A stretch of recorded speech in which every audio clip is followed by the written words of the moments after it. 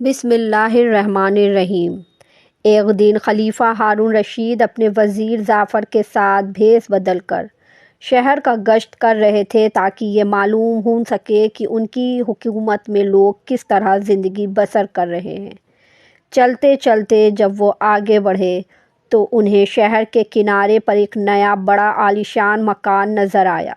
خلیفہ نے وزیر سے کہا، معلوم ہوتا ہے کہ یہ مکان ہمارے کسی افسر کا ہے، جاؤ ذرا معلوم تو کرو یہ افسر کون ہے، یہ کس کا مکان ہے اور اس کا برتاؤ اپنے پڑوسیوں کے ساتھ کیسا ہے۔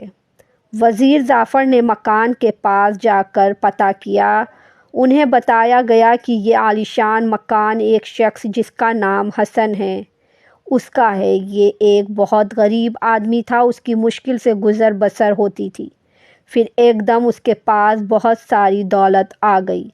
اب یہ ایک بڑا تاجر اور کارخانہ دار ہے۔ یہ چونکہ پہلے رسیاں بنانے کا کام کرتا تھا، رسیاں بٹتا تھا، تو اب بھی اس نے رسیاں بٹنے کے کارخانے بنا رکھے ہیں، اس لیے لوگ اس کو حسن ہبال کہتے ہیں۔ اپنے پڑوسیوں اور محلے کے لوگوں کے ساتھ اس کا برتاؤ بہت اچھا ہے۔ وزیر نے واپس آ کر خلیفہ ہارون رشید کو یہ ساری باتیں بتائیں۔ خلیفہ نے سن کر کہا کہ اس کا حال معلوم ہونا چاہیے کہ اس کے پاس اتنی ڈھیر ساری دولت کہاں سے آ گئی۔ اس کو کل دوپہر میں ہمارے دربار میں طلب کرو۔ اس کے بعد خلیفہ اور وزیر جعفر شہر سے واپس آ کر محل کی طرف چل دیے اور خفیہ دروازے سے اندر پہنچ گئے۔ محل میں پہنچ کر وزیر نے حسن بلال کو دوسرے دن دوپہر کو خلیفہ کے دربار میں حاضر ہونے کا حکم نامہ بھیج دیا۔ دوسرے دن حسن بلال خلیفہ کے دربار میں ایک طرف کھڑا تھا۔ خلیفہ نے حسن ہبال کو اشارہ کیا اور کہا کہ وہ بتائیں کہ آپ کے پاس اتنا مال کہاں سے حاصل ہوا۔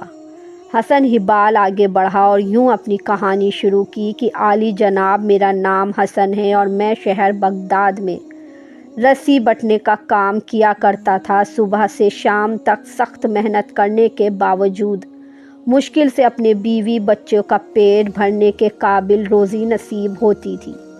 ایک عرصہ تک اسی غربت اور افلاس میں دیانتداری سے زندگی بسر کرتا رہا۔ بے ایمانی اور جھوٹ میرے نزدیک دنیا کے تمام گناہوں سے بڑھ کر گناہ ہے۔ میری یہی بات شاید اللہ کو پسند آئی اور اس نے دو آدمیوں کو، جن کو میں جانتا تک نہ تھا، میری مدد پر آمادہ کیا۔ بعد میں یہ دونوں میرے دوست بھی بن گئے۔ اللہ کے فضل سے دونوں اب بھی زندہ ہیں اور سلامت ہیں اور میری کہانی کے گواہ ہیں۔ ان میں سے ایک کا نام سعدی اور دوسرے کا نام سعد ہے۔ اے خلیفہ، سعدی امیر قریب آدمی تھا اور سعد غریب تھا، لیکن دونوں میں پرخلوص اور سچی محبت تھی۔ دونوں ایک دوسرے کا دم بھرتے تھے۔ ایک دن ان دونوں میں تقدیر اور تدبیر کے مسئلے پر بحث چھڑ گئی۔ سعدی کہتا تھا کہ انسان کو غریبی اور خوشحالی، رنج اور غم تدبیر سے حاصل ہوتی ہے۔ سعد اس سے متفق نہیں تھا۔ اس کا کہنا تھا کہ خوشی اور غمی، خوشحالی اور غریبی اللہ کی طرف سے ہے۔ جو کچھ ہوتا ہے تقدیر سے ہوتا ہے۔ اگر تقدیر خراب ہو تو تدبیر سے کچھ نہیں بنتا۔ دونوں دوستوں میں یہ بحث دیر تک رہی لیکن کوئی فیصلہ نہ ہو سکا۔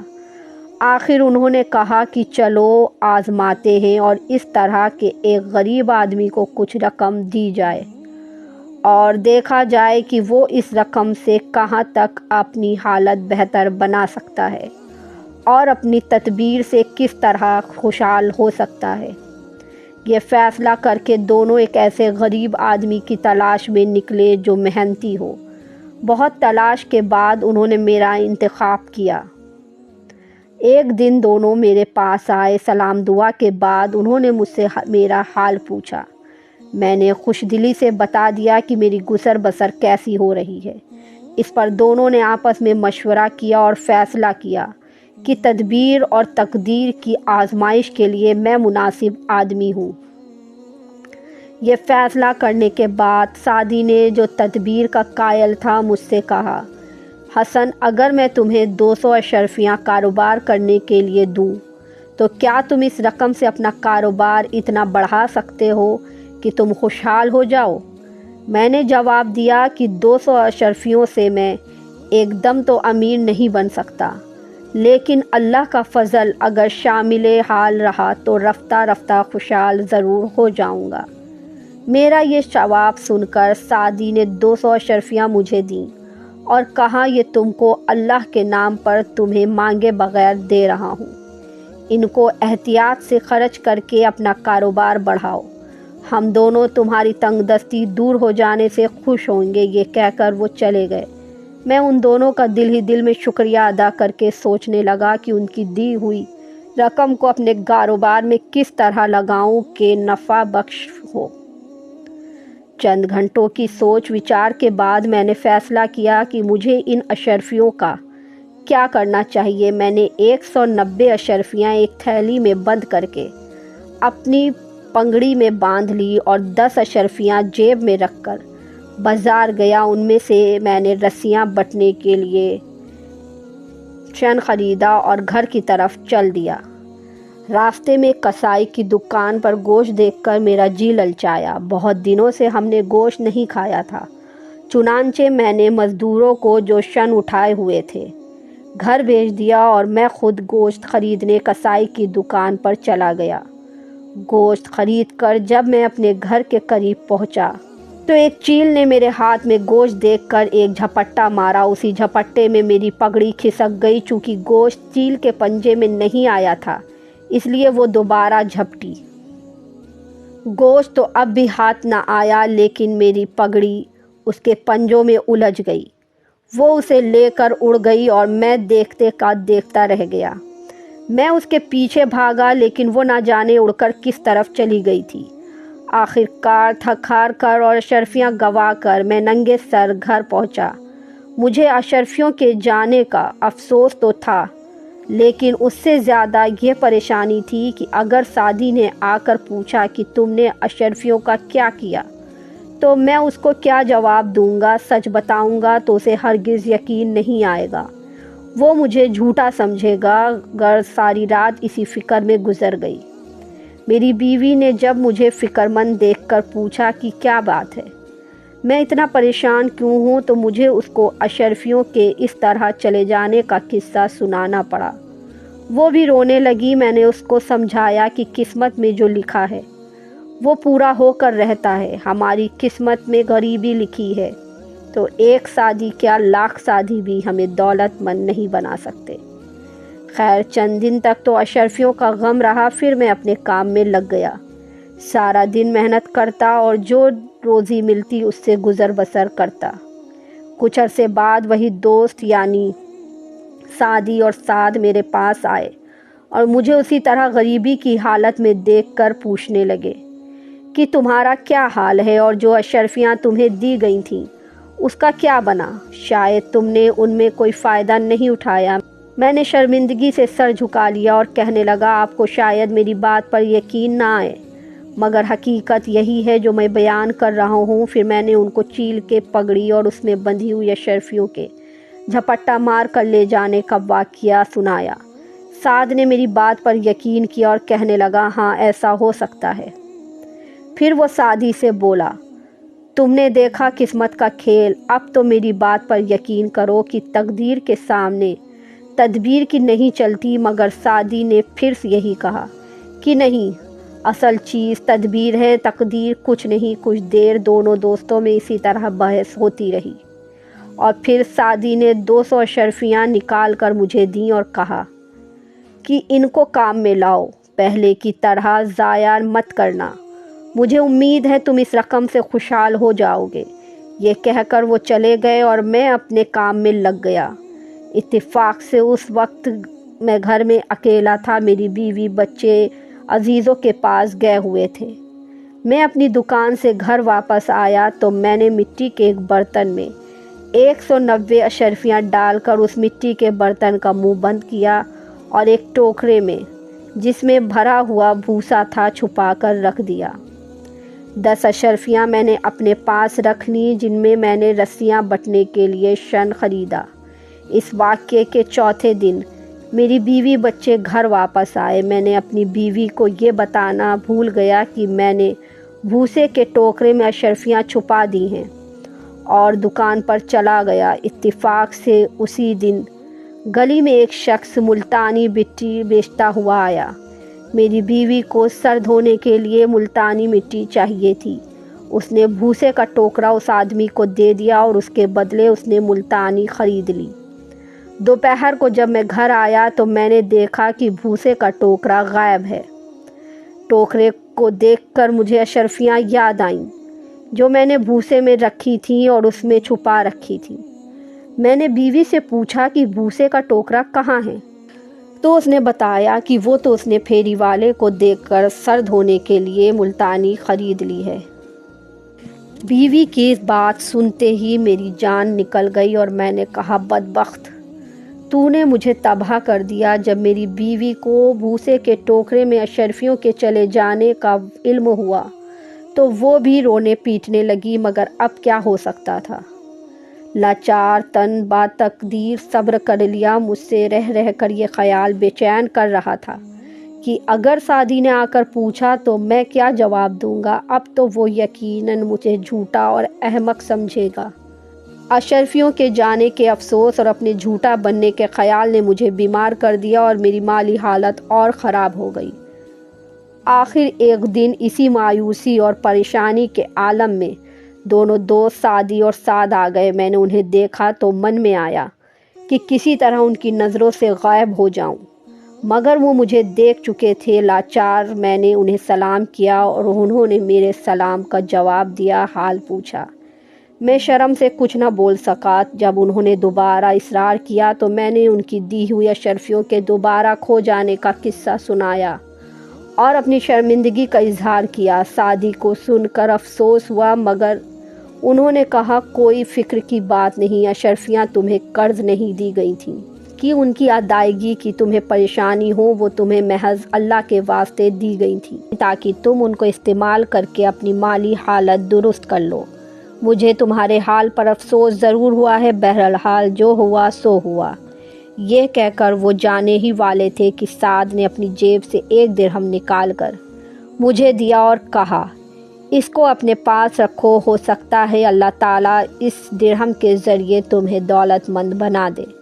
سعدی اپنی دوست کی اس بات پر خوب ہنسا اور کہنے لگا، جب 400 اشرفیاں اس کو خوشحال نہ بنا سکیں تو 1 پیسے کے برابر اس 1 درہم کی کیا اوقات ہے۔ مجھے ان کی باتیں سن کر بڑی شرمندگی محسوس ہو رہی تھی، لیکن سعد نے کہا، تم سعدی کے مذاق اڑانے کی پرواہ نہ کرو، انشاءاللہ تعالیٰ ہو سکتا ہے یہ درہم تمہیں بہت جلد امیر بنا دے گا، اس کو اپنے پاس رکھ لو۔ میں نے سعد کے کہنے پر وہ درہم لے کر اپنی جیب میں رکھ لیا۔ دن بھر کام کر کے جب میں رات کو گھر پہنچا تو وہ درہم میری جیب سے گر پڑا۔ میں نے اس کو اٹھا کر ایک طاق پر رکھ دیا۔ اس بات کو 2-1 دن ہی گزرے ہوں گے کہ میرے پڑوس میں ایک جو ماہی گیر یعنی مچھوارا رہتا تھا، اس کی بیوی میرے یہاں آئی اور میری بیوی سے کہنے لگی، ہمارا مچھلی پکڑنے کا جال ٹوٹ گیا ہے اور اسے ٹھیک کرنے کے لیے ایک سوت لانا ہے، اگر 1 درہم ہو تو دے دو۔ محلے میں ہر جگہ پوچھ آئی ہوں مگر کہیں سے بھی 1 درہم نہیں ملا۔ میری بیوی نے وہ 1 درہم جو سعد مجھے دے گیا تھا اور جسے میں نے اس طاق میں ڈال کر رکھ دیا تھا، اس ماہی گیر کی بیوی کو اٹھا کر دے دیا۔ وہ چلی گئی۔ دوسرے دن وہ صبح آئی اور کہنے لگی کہ میرے میاں نے تمہارا شکریہ ادا کیا ہے اور کہا ہے کہ اگر یہ درہم نہ ملتا تو میں جال ٹھیک نہ کر سکتا اور آج ہمیں بھوکے سونا پڑتا۔ اب میں مچھلیاں پکڑنے جا رہا ہوں اور میرا یہ وعدہ ہے کہ جو مچھلی پہلے میرے جال میں آئے گی وہ تمہیں دوں گا۔ دوپہر کو ماہی گیر کی بیوی ہماری پڑوسن پھر آئی۔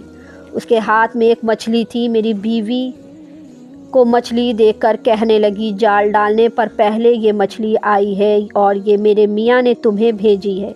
میری بیوی نے مچھلی لینے سے انکار کیا اور کہا، اس کی کیا ضرورت ہے، مگر ماہی گیر کی بیوی نے اصرار کیا اور مچھلی دے کر چلی گئی۔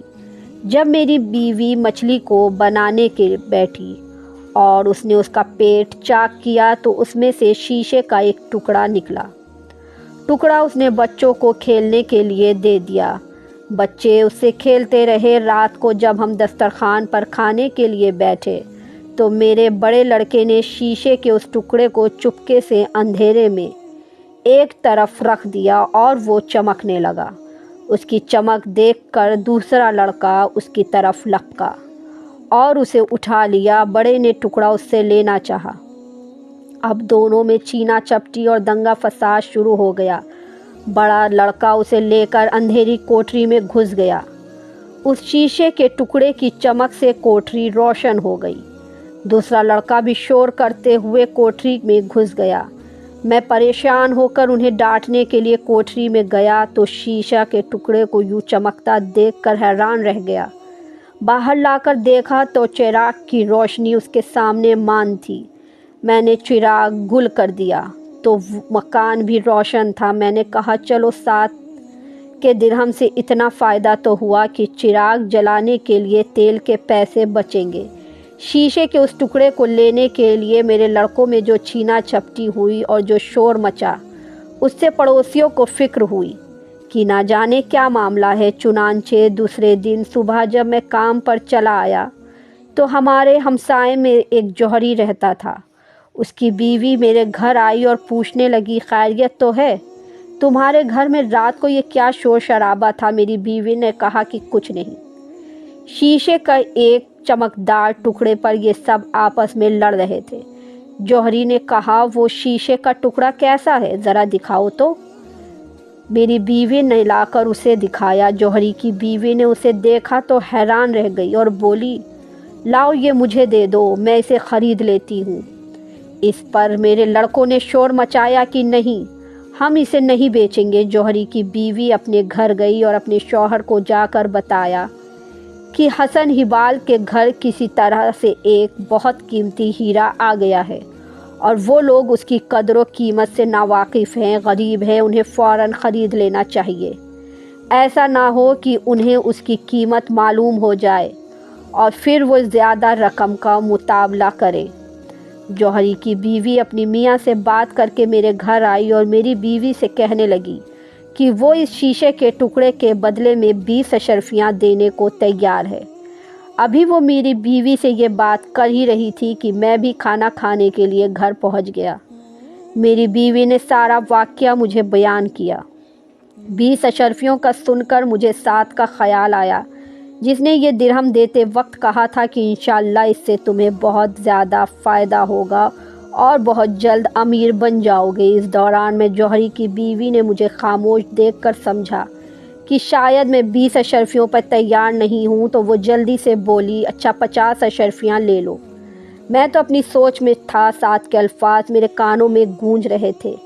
20 کے بجائے 50 اشرفیوں کی بات سن کر مجھے کچھ شک ہوا۔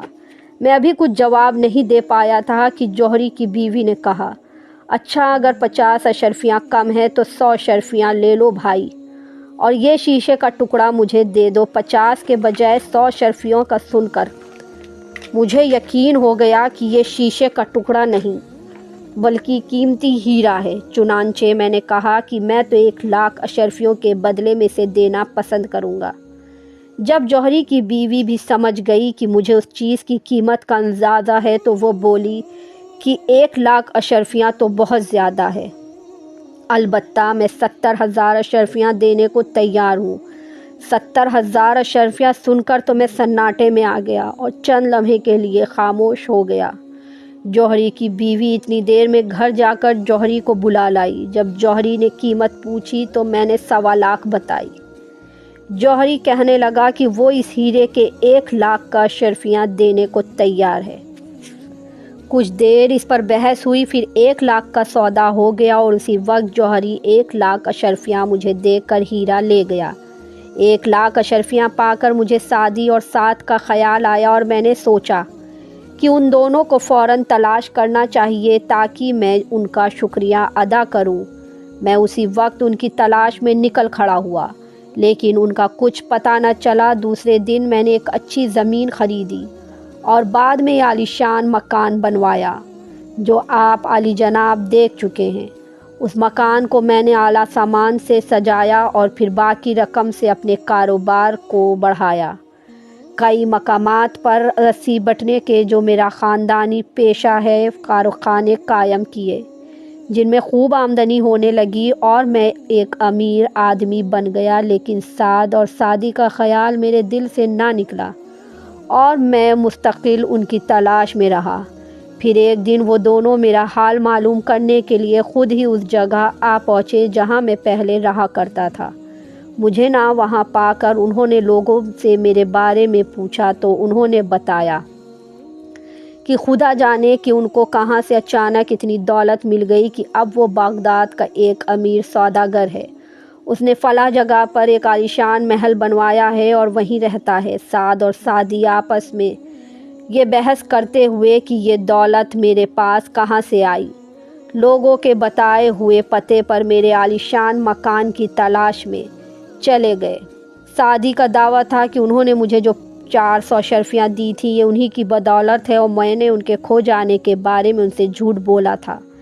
سعد کا کہنا تھا کہ نہیں، یہ ایک اس درہم کا کرشمہ ہے جو انہوں نے مجھے دیا تھا۔ موقع پر پہنچ کر انہوں نے میرے خادموں کے ذریعے اپنے آنے کی اطلاع کرائی۔ میں ان کا نام سن کر ننگے پاؤں اور ننگے سر ان کے استقبال کے لیے بھاگا۔ بڑی عزت سے ان کو اندر لا کر بٹھایا اور ان کا شکریہ ادا کیا۔ انہوں نے مجھے خوشحال دیکھ کر مبارکباد دی اور خوشی کا اظہار کیا۔ ادھر ادھر کی باتوں کے بعد انہوں نے جانے کو کہا، لیکن میں نے کہا آپ دونوں میرے ساتھ کھانا کھائے بغیر ہرگز نہیں جائیں گے، اور پھر میں نے ان کی خوب خاطر تواضع کی اور عمدہ کھانے کھلائے۔ کھانے کے بعد میں ان کو لے کر اپنے محل باغ میں آیا اور میں نے ان کو اپنے دولت مند ہونے کا قصہ سنایا اور کہا کہ یہ سب اسی ایک درہم کی برکت سے ہوا ہے جو سعد نے مجھے دیا تھا۔ سعدی نے میری بات کو تسلیم نہیں کیا اور یہی کہتا رہا کہ میری دولت ان 400 اشرفیوں کا نتیجہ ہے جو اس نے مجھے دی تھی۔ ایک مچھلی کے پیٹ سے اس قدر قیمتی ہیرے کا نکلنا ناممکن بات ہے۔ ہم اسی طرح باتیں کرتے ہوئے باغ میں ٹہلنے لگے، پھر ایک درخت کے پاس پہنچ کر رک گئے جس پر ایک چیل کا بڑا سا گھونسلہ بنا ہوا تھا، اور میرے پرانے ملازم کے یقین کے مطابق چیل کے گھونسلے میں مال ہوتا ہے، اسے اتارنے کی کوشش کر رہے تھے۔ ہم کھڑے ہوئے یہ تماشا دیکھنے لگے۔ تھوڑی دیر میں ایک ملازم نے جو ایک طرف چڑھا ہوا تھا چیل کا گھونسلہ نکال کر اوپر سے نیچے پھینکا۔ اللہ کی قدرت، اس گھونسلے میں میری وہی پگڑی تھی جس میں سعدی کی پہلی بار دی ہوئی 190 اشرفیاں تھیں، نکل آئیں۔ میں اپنی پگڑی کو فوراً پہچان کر لپکا اور اس میں بندھی تھیلی کو دیکھ کر خوشی کے عالم میں کہنے لگا کہ لیجئے جناب، اللہ نے میرا سچ ثابت کر دیا۔ سعدی نے کہا ہو سکتا ہے یہ کسی اور کی پگڑی ہو اور اس تھیلی میں اشرفیوں کے بجائے کچھ اور ہو۔ میں نے کہا یہ بھی معلوم ہو جاتا ہے، اگر اس تھیلی میں 190 اشرفیاں ہوئیں تو یہ میری ہے۔ چنانچہ تھیلی کو کھولا گیا اور اس میں وہی 190 اشرفیاں نکل آئیں جو میں نے رکھی تھیں۔ میں نے یہ دیکھ کر اللہ کا شکر ادا کیا جس نے میری سچائی میرے دوستوں پر ثابت کر دی تھی۔ اس کے بعد ہم سیر کرتے ہوئے واپس مکان کی طرف پلٹے۔ راستے میں جب ہم استبل سے گزرے تو سائس نے کہا کہ جناب، فلاں کام میں دیر ہو جانے کی وجہ سے گھوڑوں کے لیے بھوسا نہیں مل سکا۔ دکانیں بند ہو چکی تھیں۔ میں نے کہا کہ بے زبان جانوروں کو بھوکا رکھنا اچھا نہیں، جہاں سے ملے اور جس قیمت پر بھی ملے بھوسا لے کر آؤ۔ چنانچہ اسی وقت میرے ملازم دوڑے اور پرانے بھوسے کے 2-3 ٹوکرے لے آئے۔ میں نے اپنے اس ملازم کو حکم دیا کہ میرے سامنے گھوڑے کو بھوسا ڈالو۔ بھوسے میں سے ایک مٹی کا برتن نکلا جس کا منہ بند تھا۔ ملازم نے وہ برتن میرے سامنے لا کر رکھ دیا۔ میں نے اسے فوراً پہچان لیا اور سعدی سے کہا لیجئے، اللہ نے مجھے سچا ثابت کرنے کے لیے یہ انتظام بھی کر دیا ہے۔ یہ بھوسے کا وہی ٹوکرا ہے جس میں میں نے اشرفیاں چھپا کر رکھی تھیں۔ آپ اسے کھولے، یقیناً ان میں سے 190 اشرفیاں ہوں گی جو آپ نے دوسری مرتبہ مجھے دی تھی۔ سعد نے برتن کا منہ کھولا تو واقعی اس میں 190 اشرفیاں رکھی تھیں۔ اب سعدی بہت شرمندہ ہوا، میری طرف سے بدگمانی کرنے پر معافی مانگنے لگا کہ وہ واقعی غلطی پر تھا، تقدیر کے آگے تدبیر کا زور نہیں۔ پھر ہم گھر واپس آ گئے۔ میں نے انہیں رات کو مہمان رکھا اور خاطر تواضع کر کے اگلے دن رخصت کیا۔ علی جناب، یہ ہے میری کہانی جو میں نے آپ کو پوری سنا دی ہے۔ خلیفہ ہارون رشید نے کہا، تمہاری کہانی بہت عجیب ہے۔ وہ ہیرا جو تمہیں مچھلی کے پیٹ سے ملا تھا اب میرے خزانے میں ہے۔ تم میرے خناچی کو لے کر یہ کہانی پھر سناؤ تاکہ وہ ہیرے کے ساتھ اس کہانی کو لکھ کر شاہی خزانے میں محفوظ کر دے۔ پھر خلیفہ ہارون رشید نے حسن ہبال کو تحفے میں دے کر رخصت کیا۔